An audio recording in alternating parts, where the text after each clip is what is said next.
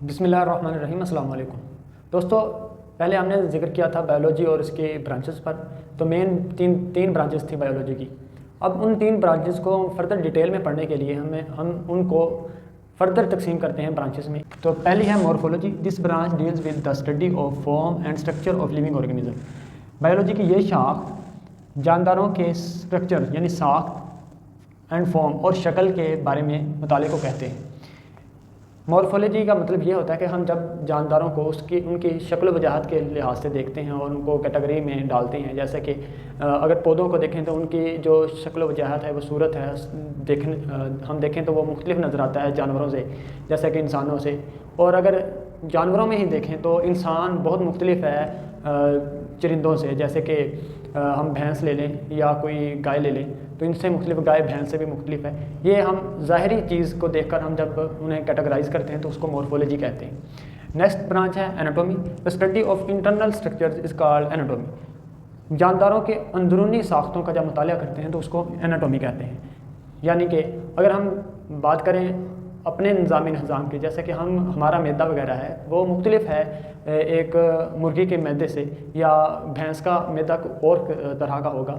उसका जो ओजरी जिसे कहते हैं हम, वो बड़ी होती है और उसके पार्ट्स मुख्तलिफ हैं इंसान से। इस तरह की स्टडी को हम एनाटॉमी कहते हैं।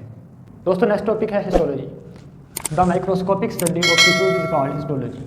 टिश्यूज़ की बहुत छोटे लेवल माइक्रोस्कोप में स्टडी को हिस्टोलॉजी कहते हैं। अब टिश्यूज़ क्या होते हैं?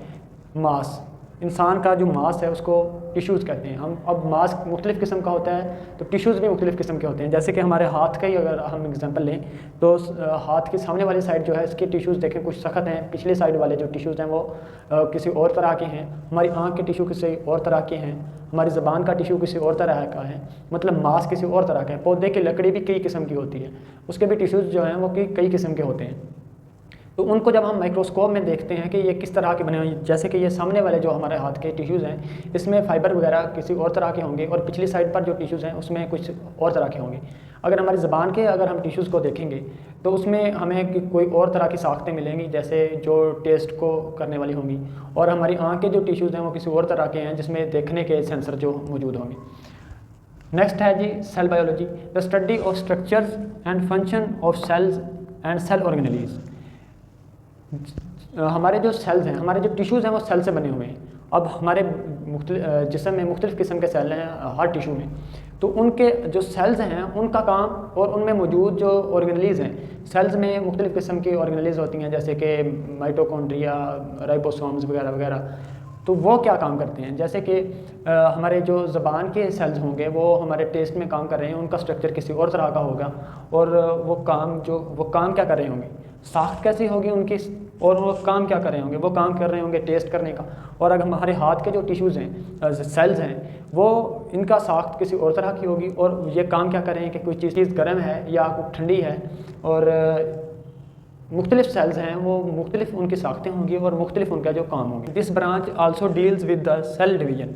ये ब्रांच सेल की डिवीजन को भी स्टडी करती है। यानी कि जब सेल तकसीम होता है और 1 से 2 सेल बनते हैं, 2 से 4 सेल बनते हैं, इस चीज़ को भी मुताला करने को सेल बायोलॉजी कहते हैं। इसमें माइटोसिस और मियोसिस वगैरह को स्टडी करते हैं।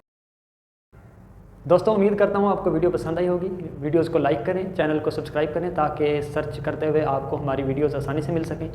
इसके अलावा अगर कोई भी आपका क्वेश्चन हो टॉपिक के रिलेटेड तो आप कमेंट सेक्शन में ज़रूर पूछा करें, आपको इंशाल्लाह उसका जवाब दिया जाएगा। बहुत शुक्रिया। अल्लाह हाफिज़।